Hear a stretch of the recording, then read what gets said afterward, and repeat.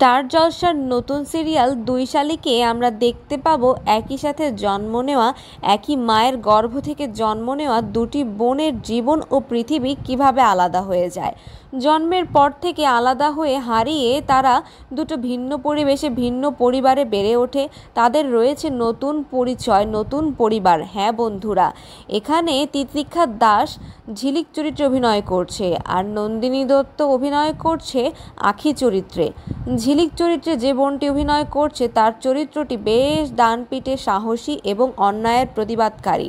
আর আখি চরিত্রতে আমরা দেখতে পাই খুবই সহজ সরল, অত্যাচারে অতিষ্ঠ, নীরব, শান্ত শিষ্ট একটি মেয়ে। হ্যাঁ বন্ধুরা, এখানে তিতিক্ষা দাসের পরিবর্তে আমরা অভিনেতা অর্কপ্রভকে দেখতে পাবো, আর আমাদের নন্দিনী দত্তের পরিবর্তে আমরা অভিনেতা নীলাঙ্কুর দাসকে দেখতে পাবো।